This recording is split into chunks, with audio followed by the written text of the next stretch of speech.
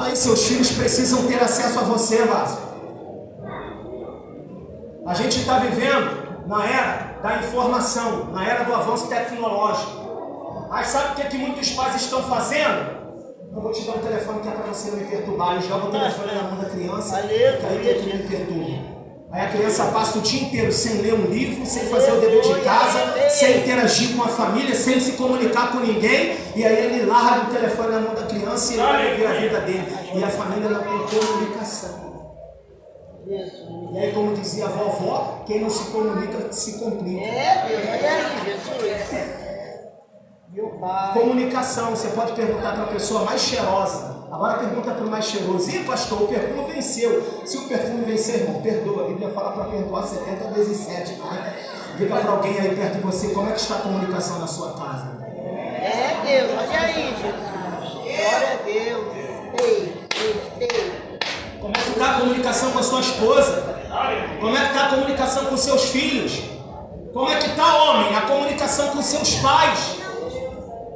Harmonia, comunicação fala de harmonia. Quando o texto diz que Jó chamava os filhos e os filhos vinham, isso significa que naquela família tinha harmonia, porque homem de verdade não faz guerra dentro de casa, homem de verdade promove harmonia. Eu profetizo que Deus vai levantar homens provocadores de harmonia dentro da sua casa. Se depender de você, varão, não tem guerra no teu casamento, não tem guerra no teu relacionamento com o teu filho, não tem guerra na tua família. Olha aí, Deus. E esse lance da comunhão é bíblico, né? O salmista Davi falou sobre a comunhão. Ele falou que a comunhão é boa e ela é suave. Está lá em Salmos 133. Se lembra que está escrito lá? Olha o que está escrito lá. Rinematov umanaim shevet raim ganiahat. E que é isso, pastor? Não entendi nada. Eu vou te explicar. Está escrito quão bom e quão suave é que os irmãos vivam em união. Comunicação fala de união, fala de comunhão. E ele vai falar, é bom e suave que os irmãos vivam em união. Não é tua esposa, mas também é tua irmã em Cristo. É teu filho, é teus pais, mas também é teu irmão em Cristo. Porque o Senhor e Salvador é um só, irmão. Só tem um céu e é para lá que a gente vai. Eu creio que eu vou, irmão. Com a minha família, irmão.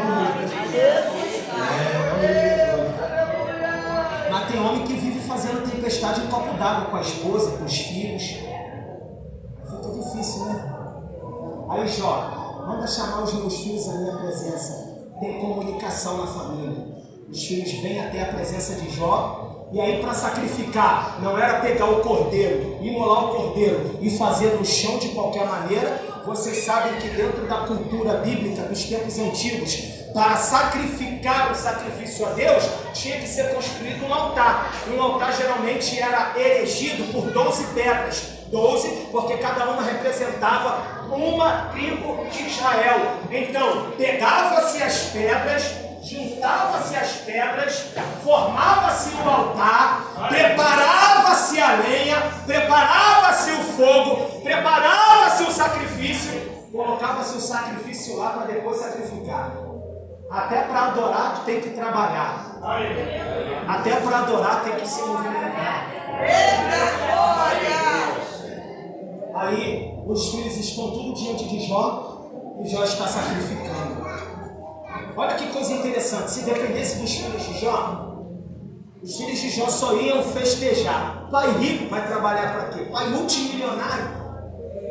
A Bíblia diz que ele era um homem que tinha muitos colaboradores, funcionários. O texto sagrado diz que ele tinha ovelhas. Ele tinha o que, gente? Ovelha. Ovelha produz duas coisas, lã e gordura. Se fosse nos dias de hoje, ele seria dono de uma empresa de tecido, porque da lã se fazia tecidos. Gordura, laticínio, hoje ele seria um grande laticiniário.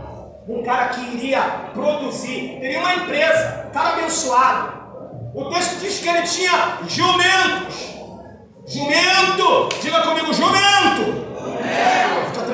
os homens da cidade de Japeri, não. Era jumento da Bíblia aqui. Jumento. Pode ir, querido. Vai devagarzinho, Rio, né? Pode ir. Vai devagarzinho. É porque tem uns homens que é meio jumento, né? Tem uns homens que é meio jumento. A Bíblia diz que ele era dono de jumento. Jumento era um animal de carga. Se fosse nos dias de hoje, ele seria dono de uma empresa com vários caminhões de mudança. Meu Deus! Ele era dono de camelo. Animais usados para viagens de longa distância. O que a gente usa hoje para viagem de longa distância? Não. O cara seria dono de uma empresa aviária, uma empresa de aviões. Homem rico, irmão. Só estou contextualizando para você entender o mistério. O homem rico, igual os homens dessa igreja, ricos. Pegou não? Vou falar aí de novo, hein? Homens ricos, igual a igreja da Shalom. Homens ricos. Aleluia. Homens que vão abençoar as famílias dessa cidade, que vão abençoar a juventude dessa cidade, homens que vão mudar a realidade de pessoas que vivem abaixo da linha do suficiente dessa cidade. Homens ricos. Aí Jó está envolvendo, diga comigo, Jó envolveu a família no ambiente de culto. Ele chama os filhos para sacrificar. O que é isso? É Jó envolvendo a família em um ambiente de culto.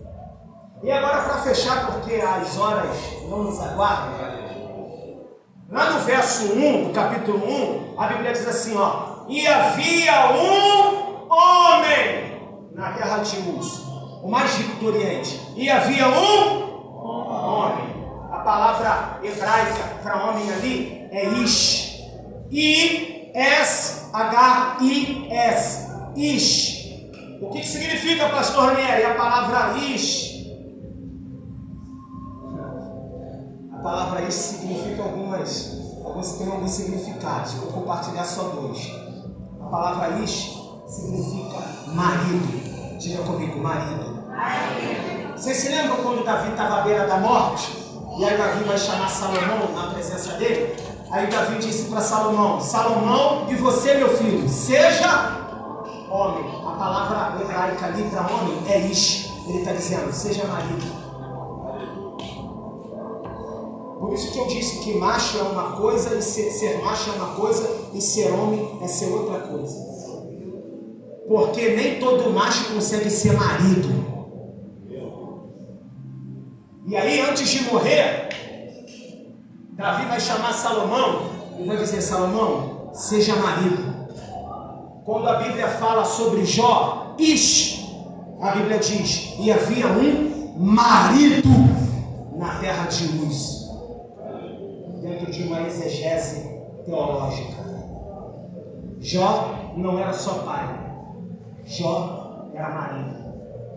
Porque tem casal que era feliz antes dos filhos e depois dos filhos abandonou o seu cônjuge e volta toda a sua atenção só para os filhos e esquece do seu cônjuge.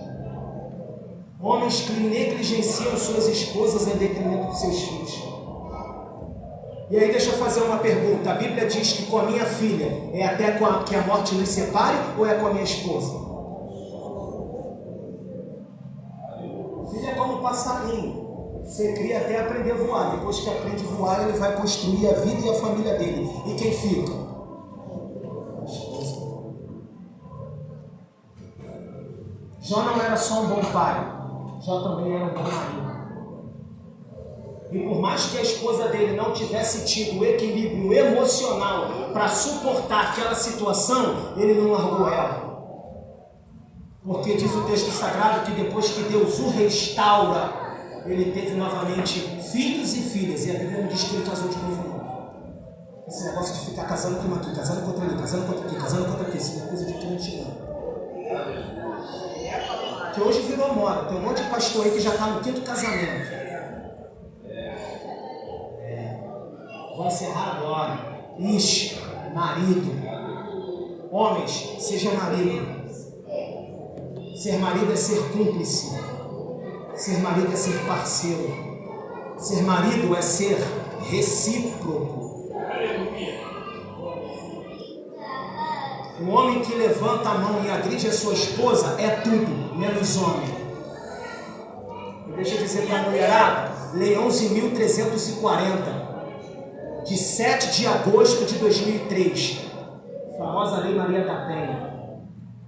Porque tem coisa que não é o demônio não, tem coisa que é a falta do caráter. Eu falo para as irmãs lá na igreja, se agrediu, não coloca o joelho no chão não, bota a mão no telefone e liga para a polícia, porque o lugar de pilantra é na cadeia.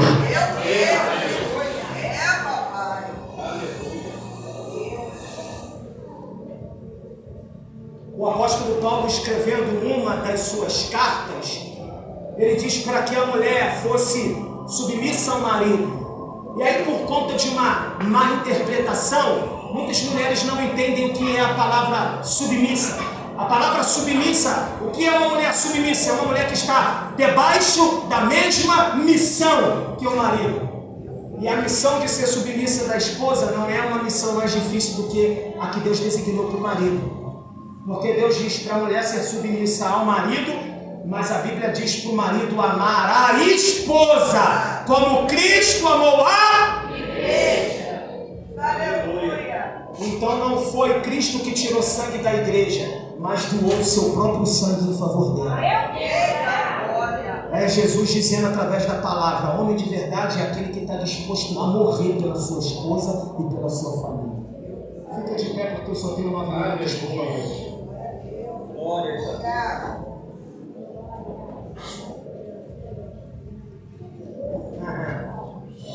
A palavra ish também significa fundamento.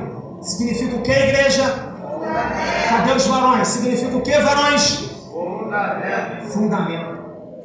Essa igreja aqui foi construída sem antes fazerem fundamento? Algum prédio é construído, é levantado sem antes fazerem o fundamento?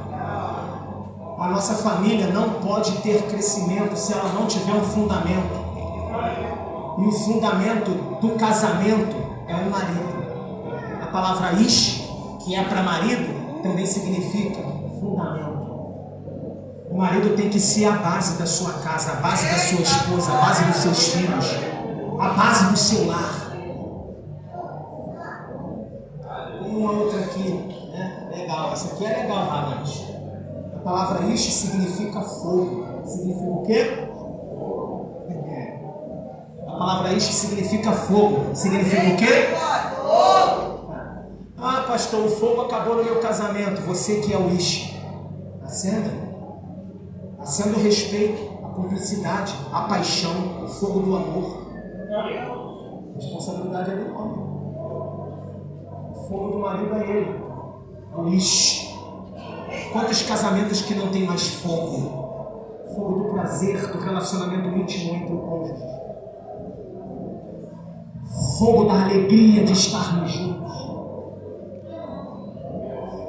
O fogo de querermos estar perto da nossa amada querer estar próximo de nós.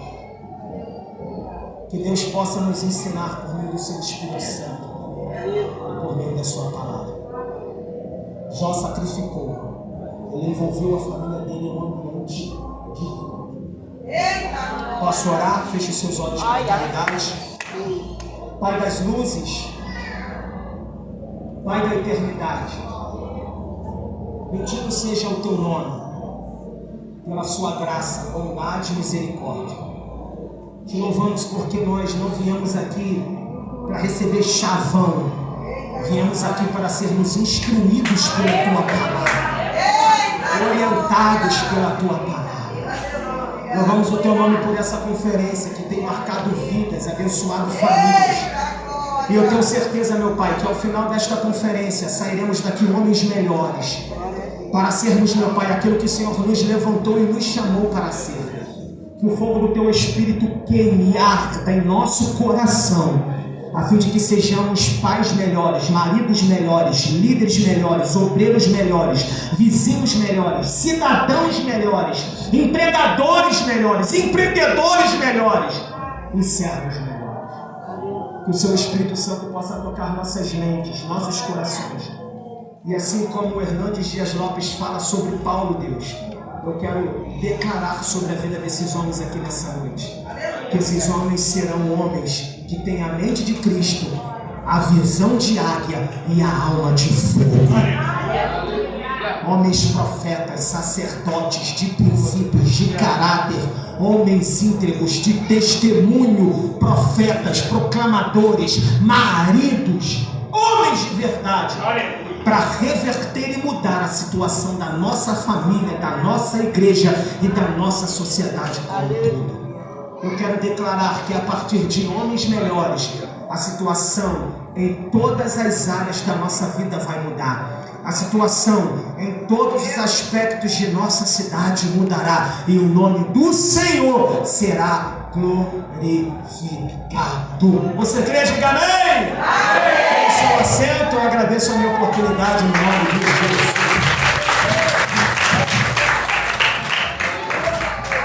Amém, irmãos. Só quem recebeu.